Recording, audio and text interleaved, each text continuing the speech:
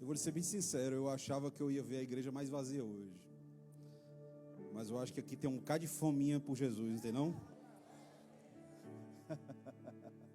O profeta tá aí, mas tá tudo bem?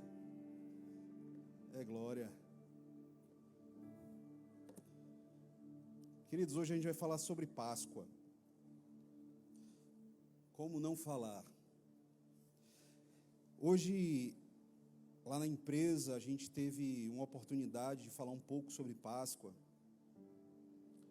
Para pessoas que, obviamente, a grande maioria é descrente, né?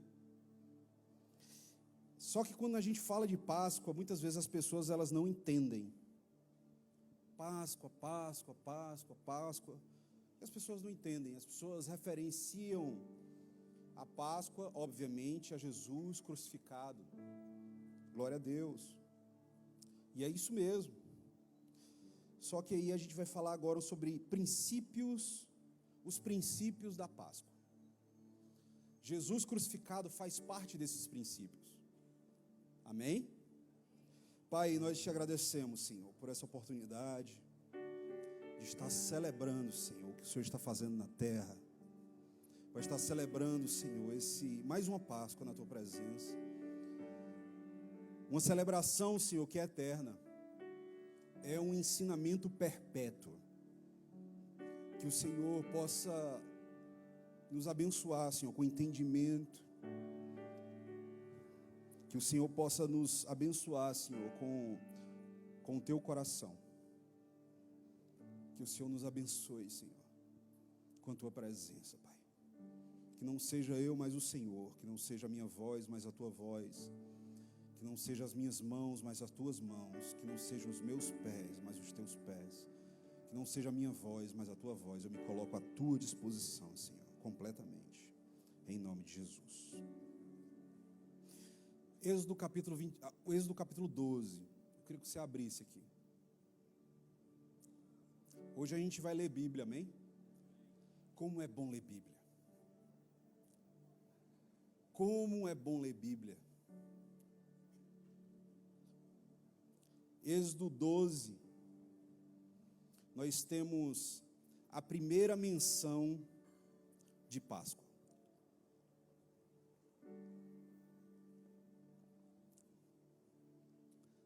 Vai conseguir? Amém. Nós estamos falando de uma das pragas do Egito.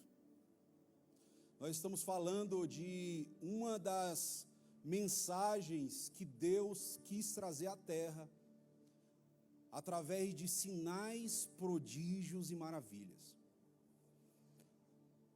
Vamos contextualizar. Nós estamos falando de um povo que passou aproximadamente 450 anos como escravos no Egito. E o que acontece? Tudo o que José fez acabou entrando em desuso. Tudo que ele fez como governador, como segundo homem do Egito, acabou em desuso, porque o Egito houveram guerras, e outros faraós assumiram aquele lugar. Então, quando completa-se 400 anos aproximadamente, nós vamos ver um faraó olhando para o povo e dizendo: olha, esse povo ele é um povo muito forte, ele é um povo muito numeroso, e nós precisamos oprimir esse povo, porque senão vai chegar um momento que eles vão nos derrotar. Eles vão ser mais fortes do que o próprio exército do Egito. E ali eles começam a massacrar o povo. Eles começam a massacrar o povo hebreu. Ok? E nesse massacre, eles começam a buscar ao Senhor. Eles começam a clamar o nome do Senhor, até o ponto de Deus ouvir. Interessante é porque passaram-se 400 anos e a palavra não menciona que o povo clamou ao Senhor. Mas apenas quando Moisés estava no meio do deserto, a palavra de Deus diz que Deus vem a Moisés e ele diz: eu ouvi o clamor do meu povo. A gente está falando ali de Êxodo capítulo 2, se eu não me engano. Finalzinho, quando ele chega para Moisés e diz: Moisés, eu estou ouvindo o clamor do meu povo. E ali ele na sarça ardente, Êxodo capítulo 3, ali ele começa a falar com Moisés e ele diz: você vai libertar o meu povo. Nós sabemos que Deus, a partir daquele momento, Deus ele pede para que Moisés volte para o Egito, para que ali ele possa libertar o povo. Só que ao mesmo tempo que Deus manda Moisés libertar o povo, a palavra de Deus diz que Deus fecha o coração do faraó para não deixar o povo ir. Sabe, tem situações na vida da gente que poderiam ser muito mais fáceis. Mas se fosse fácil demais, a gente não iria aprender. Se fosse fácil demais, vou comprar o carro. Quando você chega para comprar o carro foi vendido. Você juntou o dinheiro, ou o cara lá vai lá e faz jogo. Não, é mais X reais. Ou não, eu estou terminando minha faculdade. Quando você vai entregar o seu TCC, não sei nem se ainda é assim. Você vai entregar o seu TCC, quando você vai ver, aquela pessoa que estava te ajudando saiu da faculdade, e aí se abandonou tudo, e você... se as coisas fossem fáceis demais, Deus não daria oportunidade para que a gente possa ser esticado, para que a gente possa crescer em obediência, que a gente possa crescer na busca, que a gente possa resistir até o último momento, para que Deus venha com providência. Sabe, tem horas que nós somos testados em nossa fé, e a gente olha assim para Moisés. Já pensou se Moisés chegasse na frente de Faraó, e Faraó libertasse o povo na primeira mensagem de Moisés? Moisés talvez não tivesse sido aquele homem forte que ele foi um dia, mas ele resistiu. Faraó resistiu e Moisés teve que voltar várias vezes, mesmo contra a sua própria vontade, até mesmo porque ele dizia: eu não sei falar direito, eu não sei falar direito.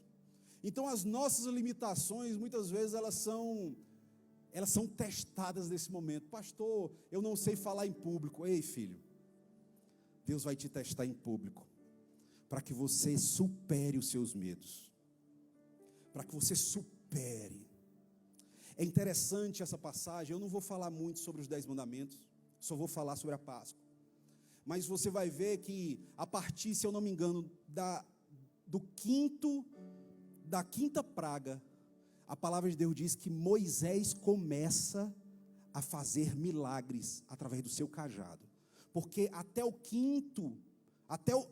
quinta praga era a vara do seu irmão Arão que fazia o milagre. Mas a partir do quinto, Moisés recebe uma confiança, e eu imagino ele dizendo: não, mano, agora Arão, agora é comigo. Se eu não era corajoso até a quarta, quinta praga, a partir de agora, eu sei que Deus está comigo. Sabe, tu tenta 1, 2, 3, 4, 5, a partir da quinta, Deus colocou um cajado na tua mão, e você vai fazer proezas através desse cajado. A autoridade está sobre você. Vai ter momento que Deus diz: você vai colocar outras pessoas do seu lado, só para você vencer o medo. Mas depois que você vencer o medo, Ele vai dizer: abre as tuas asas, chegou o momento de você voar.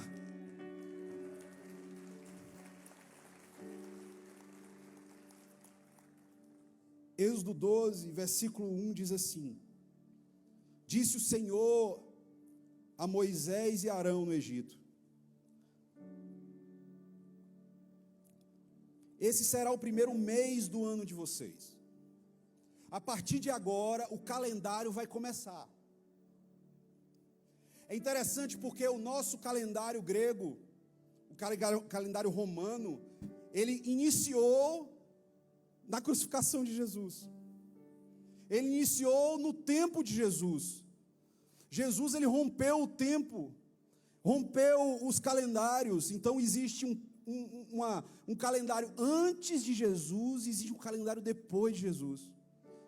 Mas o calendário judaico, existe um novo começo, um novo momento. Olha, a partir de agora, você vai começar a contar o tempo. Porque a Páscoa, um dos primeiros princípios da Páscoa, é que dali em diante, Deus vai estar contigo fazendo tudo. A partir daquele momento, Deus vai dizer: agora sou eu quem vou controlar tudo na sua vida. A partir de agora não é do seu jeito, a partir de agora é do meu jeito. A partir de agora sou eu que vou te botar para dormir. A partir de agora sou eu que vou te sustentar. A partir de agora eu vou fazer o sol nascer. A partir de agora é comigo. O primeiro mês começa agora. E o primeiro mês começa onde? Na primeira praga? Não, na Páscoa. Vamos lá? Esse vai ser o primeiro mês do ano para vocês. Para os outros podem não ser, mas para vocês vai ser. Digam a toda a comunidade de Israel que no 10º dia desse mês todo homem deverá separar um cordeiro, um cabrito para a sua família, um para cada casa. O que é que Deus está dizendo? A partir desse mês, vocês vão separar um cordeiro para vocês. Isso significa que Deus vai dar para o rico um cordeiro e para o pobre um cordeiro. Presta atenção. É Deus começando a sustentar o seu povo, do mais simples ao mais rico. Deus começa a sustentar. Vocês vão ter acesso a tudo que eu quero dar para vocês. Vocês vão ter acesso. Presta atenção. Se uma família for pequena demais para um animal inteiro, deve dividi-lo com o seu vizinho. Uau! Sabe o que é que Deus está ensinando para o povo? Você vai começar a precisar olhar para o lado. Porque se sua família for só você e o seu marido, você precisa ver se tem pessoas ao seu lado que estão precisando. Porque aquilo que eu tenho para você vai superabundar na sua vida, que você vai despejar na vida do seu vizinho. São princípios da Páscoa. Você vai dividi-lo com o seu vizinho mais próximo, que tenha um número adequado de pessoas em casa para compartilhar, conforme cada um puder comer. Queridos, quando Deus tem algo para a nossa vida, nós ficaremos saciados. Tudo que Deus tem para a sua vida, você vai se saciar. Você não vai dizer: ainda estou com fome. Não existe isso. Não existe o estou com fome, ainda estou com sede no vocabulário de Deus. Porque aquele que te tem sede, vem e beba, e eu darei de graça da água da vida. Aquele que tem fome, vem a mim, eu sou o pão da vida. Sou eu que dou para vocês. Ei, filho, Deus, o nosso Deus, é um Deus de abundância. Versículo 5: o animal escolhido será macho, de 1 ano, sem defeito, e pode ser um cordeiro ou um cabrito. Guardem até o 10º dia, 14º dia do mês, quando toda a comunidade de Israel irá sacrificá-lo. A gente precisa entender o seguinte: Deus, nesse momento, Ele faz com que a gente renuncie a algo. Porque o seu animal que você recebeu, ou o seu animal que você cria, você precisa aprender a renunciá-lo. Você precisa entregá-lo a Deus. Você precisa devolver aquilo que Ele te deu para Deus. E esse animal, ele vai ser muito importante para vocês. Ele continua: então, pegue um pouco de sangue e passe nas laterais das portas e na parte superior das vigas da sua casa. Amém? O sangue você vai passar nos umbrais das portas, nas laterais e em cima. Você vai fazer um desenho de uma porta. Você vai fazer um desenho de uma porta. Depois eu falo sobre isso. Vamos continuar. Versículo 8. Naquela mesma noite. Estão colocando aqui? Naquela mesma noite, comerão a carne assada no fogo, com ervas amargas e um pão sem fermento. Versículo 9.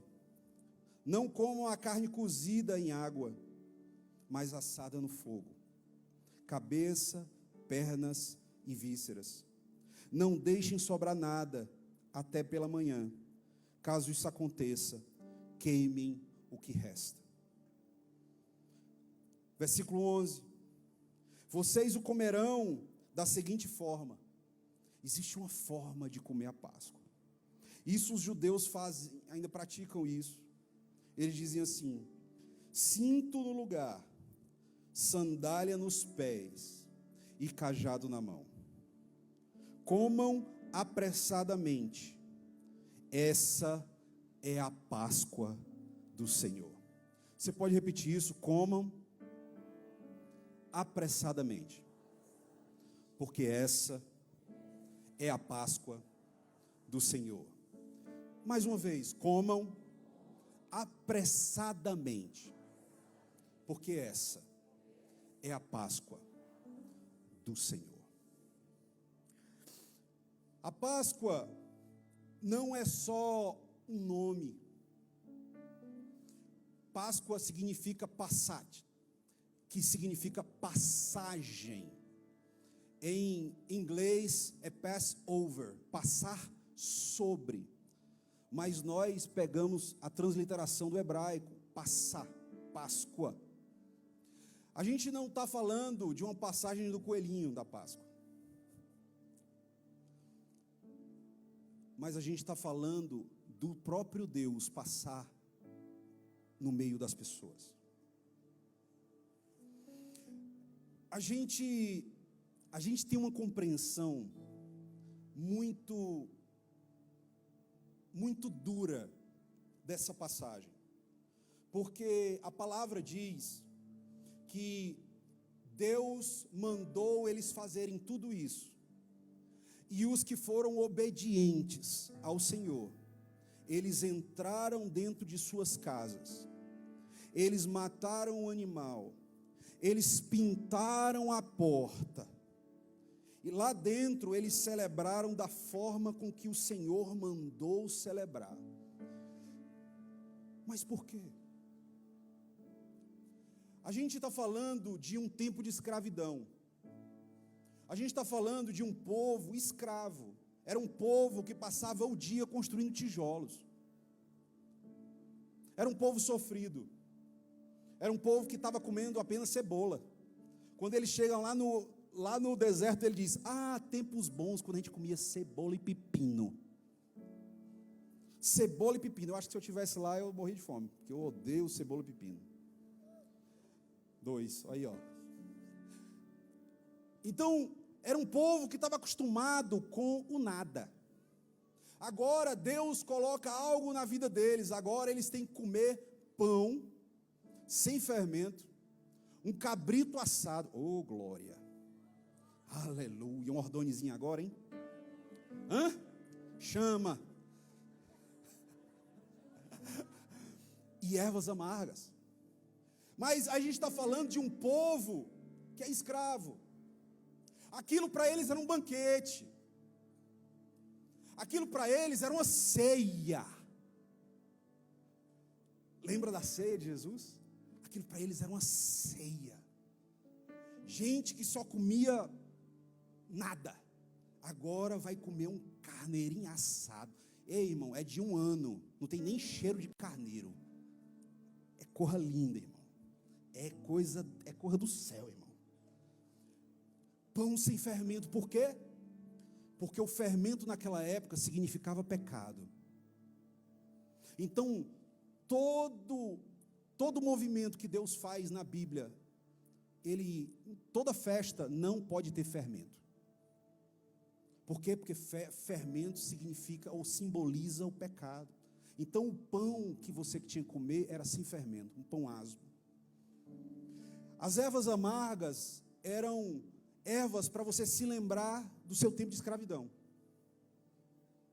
Sabe, tem pessoas que passam um dia comendo ervas amargas. São pessoas amargas, azedas. Mas tem pessoas que nunca mais colocaram erva amarga na boca. Ela se esqueceu do seu passado, se esqueceu de onde Deus te tirou. Tudo que Deus coloca nas Escrituras e celebra nas Escrituras tem algo para nos ensinar. A gente não pode ficar somente com ervas amargas nos lábios. Por quê? Porque Deus, Ele transforma toda tristeza em alegria. Ele troca as nossas vestes de luto em vestes de louvor. Amém? Tem gente que não tira o limão da boca. Vem para a igreja assim, com limão na boca. Olha para o teu irmão aí, vê se ele está com limão na boca. Vê se ele está sorrindo aí. Dá um sorriso. Sorriso formoseia o rosto. Cuidado, não ri demais que a chapa pode cair. Queridos, a gente precisa entender que Jesus nos comprou para mudar a nossa realidade. Se a nossa realidade antes era de tristeza, ei filho, pede para Ele uma solução para que Ele possa voltar, para que a tua alegria possa voltar ao seu rosto. Agora a gente precisa também ter entendimento que sempre, pelo menos na Páscoa, uma vez por ano, você tem que saber e lembrar de onde Deus te tirou. Sabe por quê? Porque se a gente não olhar para trás, a gente corre um sério risco do nosso coração ficar altivo demais, a gente não querer mais pisar no chão, e quando a gente fica altivo, é o próprio Deus que nos abate. É o próprio Deus que nos abate, porque Ele não suporta coração altivo. Então quando Ele diz, olha, prove ervas amargas, ei, baixa a bola um pouquinho, abaixa a bola, lembra como tu era, lembra como Jesus te encontrou. Agora você está sentado na mesa dele, mas lembra como ele te encontrou. Deus, Ele tem o melhor para a tua vida. Deus, Ele tem o melhor para a tua vida. Deus, Ele tem o melhor para a tua vida. Eu vou repetir de novo. Deus, Ele tem o melhor para a tua vida. Se eu tivesse no seu lugar, eu tinha dado triplo mortal carpado aí no teu lugar aí, ó. Deus, Ele tem o melhor para a tua vida, filho. Agora lembra de onde Ele te tirou. Rapaz, isso é uma das coisas que eu mais me lembro. Porque enquanto nós estamos na frente das pessoas ministrando, nós precisamos sempre ter um entendimento que a gente precisa pisar no chão e saber que nós somos pecadores, para justamente o nosso coração nos elevar e a gente pecar contra o Senhor. Porque não adianta de nada eu subir toda sexta-feira, toda quinta-feira, todo domingo, pregar para vocês, e minha vida não está alinhada com o céu. Então, como é que nós alinhamos? Olhamos para trás, lembramos que um dia nós estávamos por detrás do monturo, e Deus nos tirou por detrás das malhadas, e nos fez assentar diante dos príncipes. Você está sentado do lado dos príncipes, irmão. Porque Deus mudou a tua identidade. Deus mudou a tua história. Se, pastor, não mudou ainda. Filho, se ele não mudou ainda, você precisa nascer de novo. Quando você nascer de novo, você vai olhar para si, você vai ver que você é um príncipe do Senhor. Nós só mudamos, a identidade só é mudada quando nós deixamos o velho homem para trás e nós nascemos de novo. Você é príncipe. Deus tem algo muito poderoso para você. Naquela mesma noite vocês comerão carne assada. Filho, isso é muito lindo. Sabe o que é comer a carne de um cordeiro? Você sabe o que é comer a carne do sacrifício? Você sabe o que é isso? Só quem podia comer a carne do sacrifício era o sumo sacerdote. Primícia do sumo sacerdote. Ele comia a coxa e o peito do animal. Somente o sumo sacerdote podia. Presta atenção no que eu estou falando. Eu estou dando Levítico aqui para você, ó, lá na frente. Mas agora você comer do cabrito, você comer do cordeiro, é você comer e provar de Jesus. Aquele que não come da minha carne, não bebe do meu sangue, não tem parte comigo. Mateus capítulo 16. Agora você está começando a entender? Jesus falou sobre isso. Chegaram para ele e disseram: mestre, essa multidão está atrás de ti. Eles querem pão. Eles querem pão. Por quê? Porque Jesus já tinha multiplicado o pão, irmão.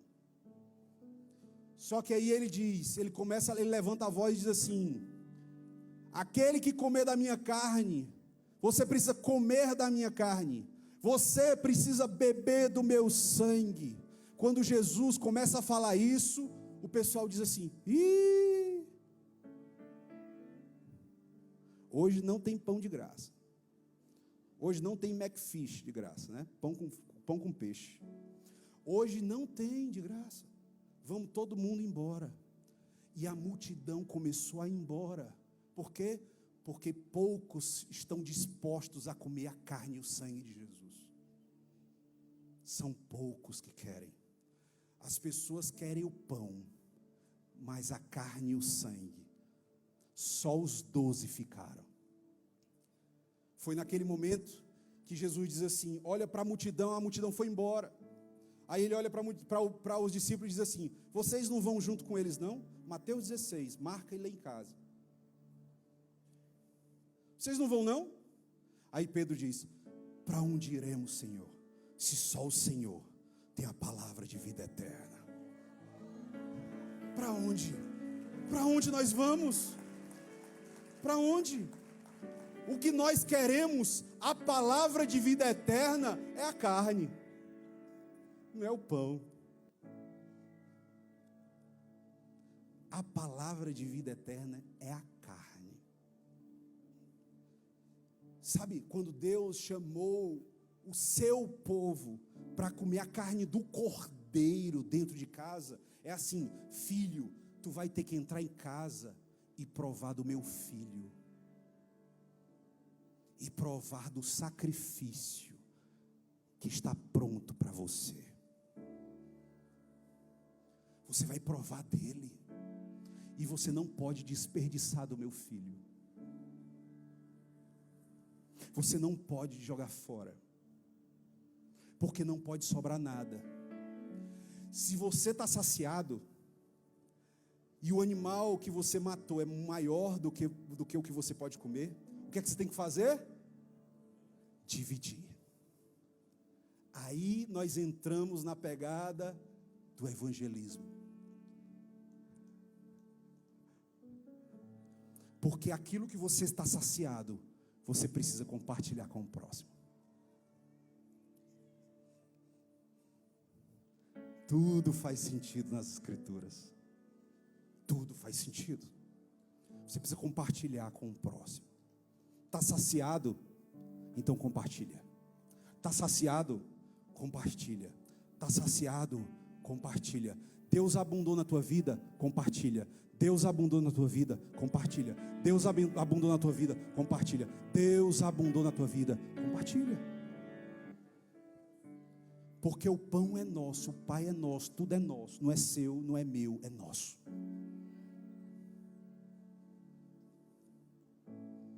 Deus, Ele é um Deus de abundância. Nós precisamos entrar nas nossas casas e provar do que Jesus tem para nós, da sua carne. O sangue de Jesus, nesse momento, ele não foi usado. O sangue de Jesus, na verdade, foi criado uma porta. Ele diz: eu sou a porta das ovelhas. João capítulo 10. Eu sou a porta das ovelhas. Sabe aquela porta que você desenhou lá? Com sangue? Aquela porta sou eu. Sou eu que vou te proteger. Porque quando o Senhor passar, Ele vai olhar para o filho e não vai entrar para matar aquele que o filho protege. Vocês estão entendendo o que eu estou falando? Vocês vão olhar para o filho, porque o filho é a porta. Na verdade, ele não é só a porta, ele é o caminho, a verdade e a vida. Ninguém vem ao Pai a não ser por mim. Apocalipse capítulo 5. João diz: olhei para o céu.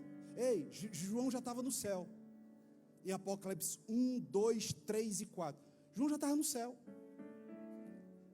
Só que ele diz: olhei para cima e vi o quê? Uma porta. Sabe? A porta do sangue. Eu vi a porta e Jesus dizendo: vem para cima, João. Vem para cima, João. Eu tenho uma porta para você entrar. E João, quando ele entra, ele vê o trono branco do Senhor. Por quê? Porque é Jesus que cria os ambientes para nós entrarmos. Hebreus capítulo 10, a palavra de Deus diz que o novo e vivo caminho foi Ele que abriu para nós. O novo e vivo caminho foi feito através de quê? Do sangue de Jesus. Ei, e o que a porta foi feita foi através de quê? O sangue do Cordeiro. É a Páscoa. É a Páscoa. Sempre que Deus fazia uma aliança com sangue, Ele estava libertando, Ele estava salvando, Ele estava restaurando. E o último sacrifício com sangue foi o do próprio Filho. Ele criou uma porta eterna para nós. E nós podemos acessar essa porta. Para quê? Para nós comermos do que Ele tem para nós. Para nós bebermos o que Ele tem para nós. É uma porta do acesso. É uma porta onde Deus, Ele prepara uma mesa para que nós possamos sentar nela e ceiar com Jesus.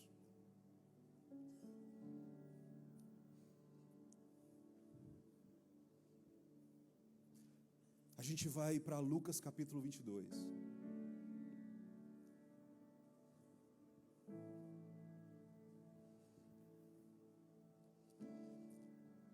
No capítulo 21, se eu não me engano, você vai ver Jesus pedindo aos seus discípulos para preparar o lugar onde eles vão fazer a ceia. E aí Jesus diz para eles: vão lá que nós vamos comer a Páscoa, nós vamos celebrar a Páscoa. Sabe por que Jesus quer celebrar a Páscoa? Porque Ele é obediente.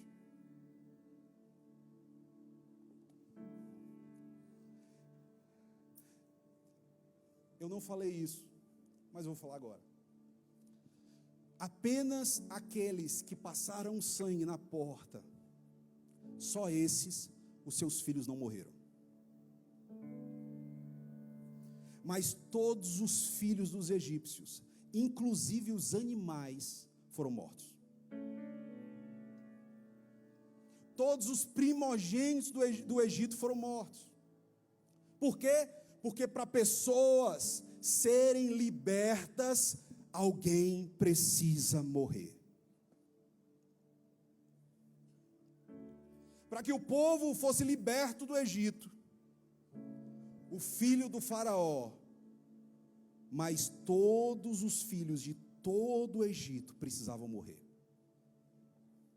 Isso significa que aqueles que obedeceram, passaram sangue, foram protegidos.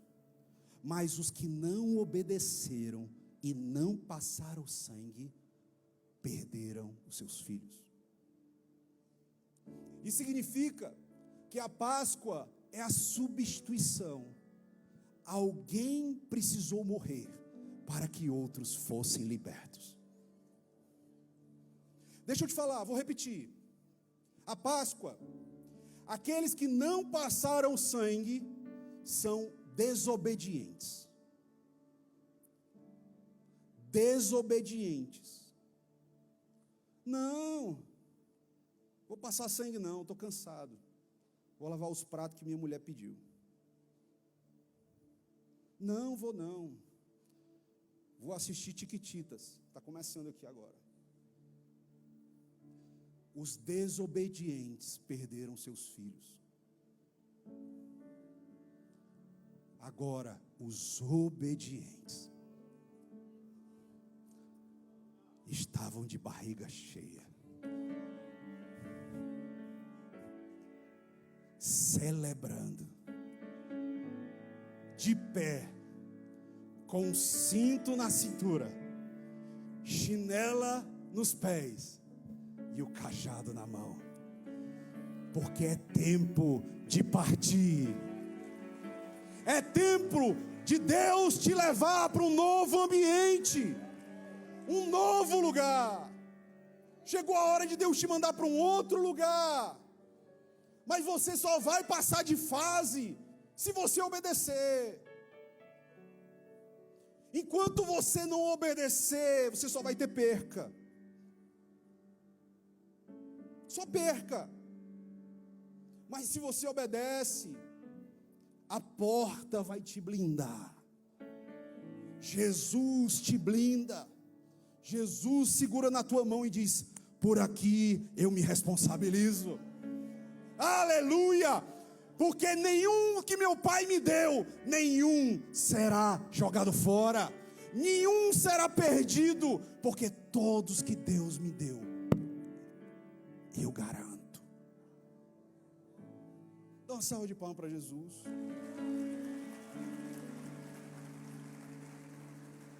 Aqueles que vêm a mim, de maneira nenhuma o lançarei fora.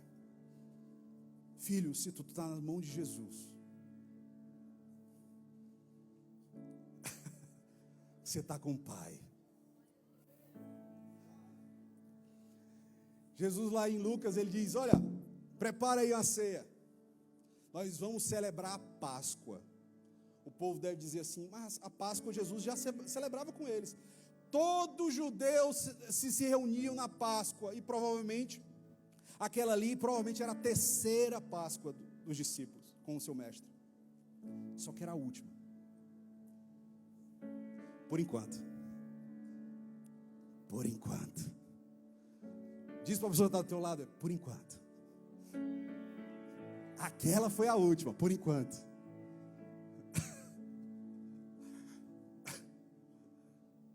Jesus celebrou a Páscoa, filho. Eu preciso obedecer o que meu Pai mandou. E a Páscoa é um estatuto perpétuo, é eterno. Sempre vai ter Páscoa, sempre precisa ser celebrada, sempre você precisa participar, porque é estatuto perpétuo.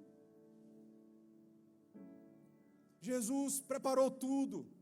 Provavelmente nós estamos falando de pão sem fermento, que é o pão que ele diz: esse é o meu corpo, que será dado por vós. Lembra do pão sem fermento? Por quê? Porque Jesus não tem pecado, não tinha pecado, não cometeu pecado, nem falsidade nenhuma chegou aos seus lábios. Ele é santo. Ele é santo. Ele é santo. Ele é santo. Ele é santo.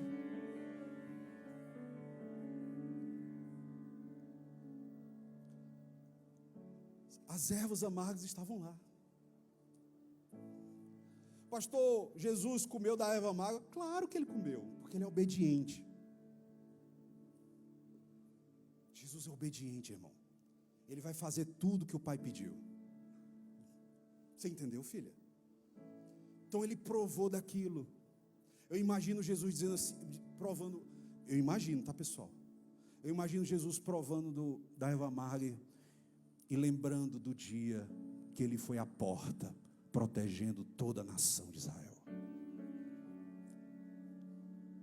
Eu imagino ele comendo a erva amarga e ele passando 40 anos conduzindo um povo que só falava abobrinha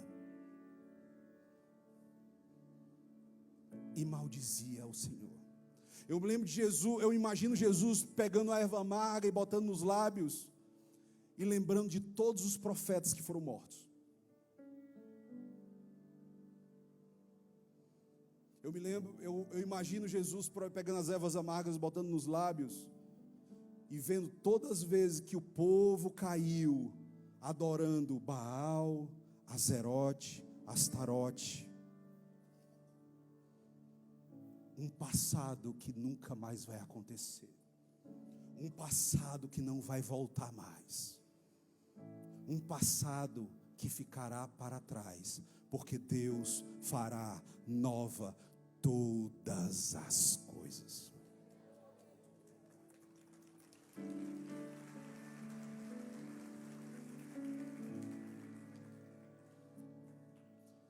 Eu imagino Jesus comendo o cordeiro.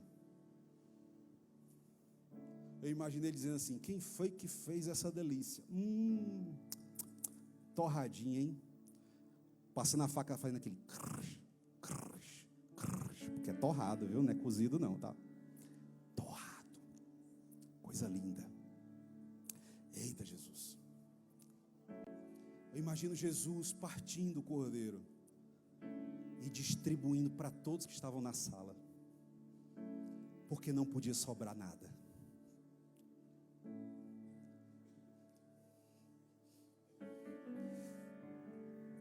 Pode imaginar Jesus contigo, ele separando o cordeiro. É ele. É ele.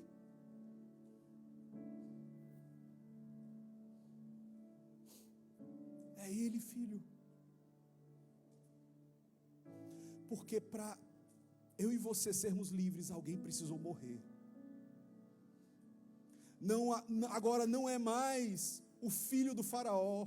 Agora é o Filho de Deus que vai morrer.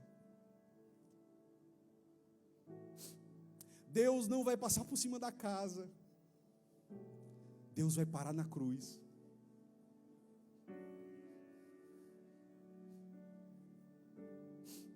Deus não vai passar pela cruz. Ele vai parar na cruz. Jesus na cruz olha para o céu e diz: Pai, por que tu me desamparaste? Os nossos pecados estavam sobre ele.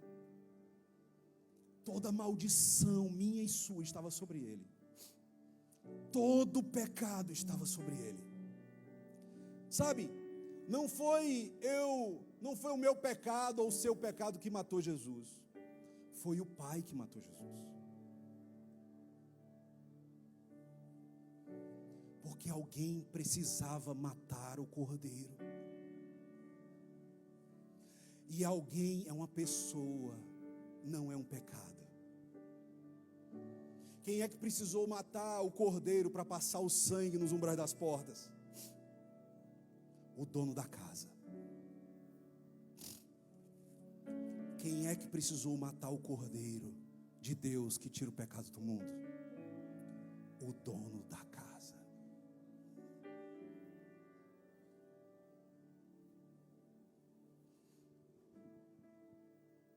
A palavra de Deus diz que a única coisa que nos separa de Deus é o pecado. E o pecado estava sobre ele. O pecado de toda a humanidade estava sobre ele. Então quando ele diz: Elohim, Elohim, labak sabachthani, por que tu me desamparaste, Deus meu?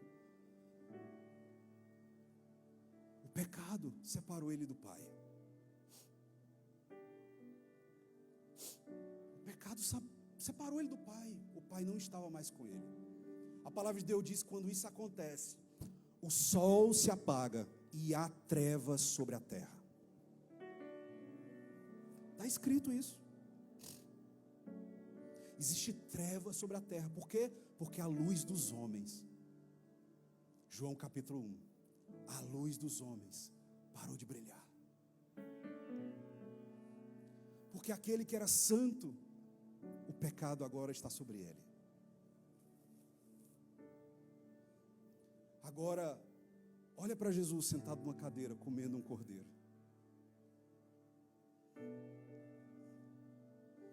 Ele está provando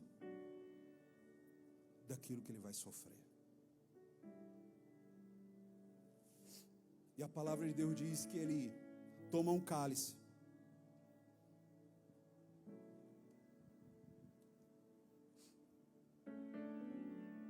E ele diz: esse é o cálice da nova aliança. Jesus aqui, ele adiciona um novo elemento. E ele diz: esse é o cálice da nova aliança no meu sangue. Sabe por quê que é no sangue dele? Porque a primeira Páscoa foi passada nos umbrais das portas. Agora você não vai mais passar nos umbrais das portas. Agora você vai beber. Aquele que não comer da minha carne, não beber do meu sangue, não tem parte comigo. Mateus 16. É necessário, porque o sangue é a aliança, e é uma nova aliança, uma aliança perpétua, firmada no sangue. Não mais um sangue na porta, mas um sangue dentro.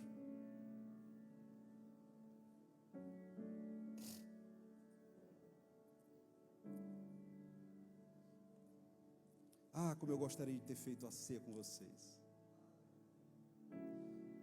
Eu perguntei, é porque faltou, não tinha para todo mundo. Mas ele disse: olha, esse é o meu corpo que eu vou dar por vocês. São os elementos da Páscoa que Jesus está usando aqui. Isso para nós é vida. Porque para um povo foi vida, foi libertação. Para nós continua sendo. Para nós continua sendo uma ceia. Uma ceia que o Filho de Deus se assenta à mesa, ele reparte o pão, ele reparte o cordeiro, ele reparte as ervas amargas. Agora ele diz: eu vou dar o meu corpo por vocês. E o povo sem entender, os discípulos sem entender. Mal eles sabiam que Jesus, daqui a algumas horas, estava sendo preso. E tudo ia se cumprir. Agora, ele celebra com o sangue. Oh filho, esse sangue é o caminho que Jesus constrói para nós. É um novo e vivo caminho no meu sangue. Agora o sangue não vai ser apenas um umbral de uma porta, agora o sangue é o caminho inteiro. O sangue antes era algo que te protegia, agora não te protege somente, agora ele constrói um novo caminho, um novo caminhar, um novo momento para a sua vida. Agora, sabe o que é que esse caminho te dá acesso? Ele não te dá acesso ao deserto, Ele te dá acesso ao trono da glória.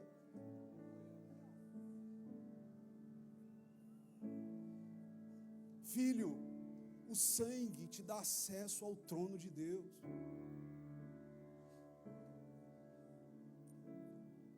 O sangue, ele faz isso por nós.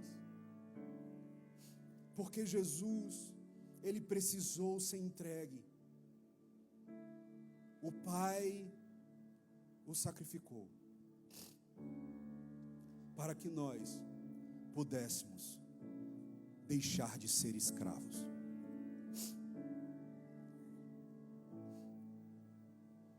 Deixar de ser escravos. Você lembra dos Hebreus? 450 anos. Agora Jesus, ele faz isso no século I, há 2000 anos atrás. E ainda tem pessoas que não estão clamando. Ainda tem pessoas que não entenderam o sacrifício de Jesus. Hoje à tarde eu falei justamente isso. Jesus, ele, através da sua morte, ele abriu a cadeia onde nós estávamos presos. Ele foi lá e ele abriu a cadeia. Ele tirou as nossas correntes. Nós estávamos presos no nosso pecado. Nós estávamos condenados. Nós íamos morrer. Sabe, não é nessa morte que você pensa em não. É uma morte eterna. É uma morte sem a presença. É uma morte sem a presença de Deus. É uma morte na ausência do eterno. Nós estávamos conduzidos. Nós estávamos conduzidos, presos.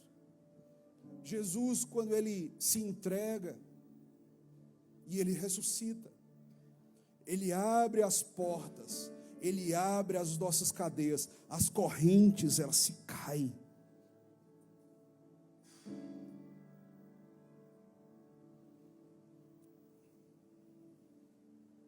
As correntes caem. Você pode olhar para suas mãos. Talvez vocês ainda tenham marcas da escravidão. Pastor, que loucura é essa?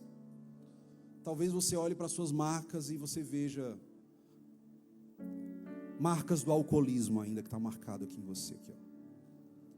Marcas da pornografia,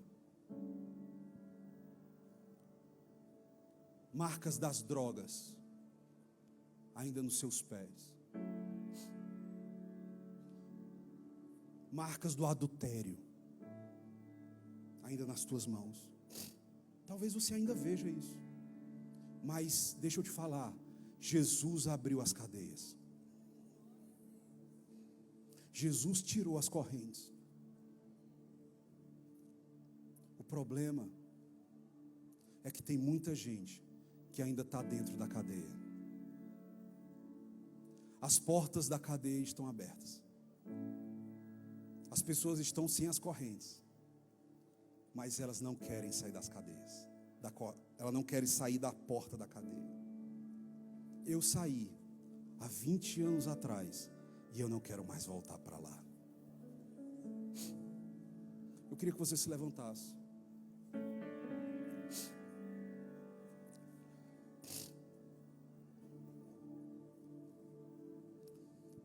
Para esse lugar eu não volto mais. Para esse lugar eu não quero. Eu acredito que você também não.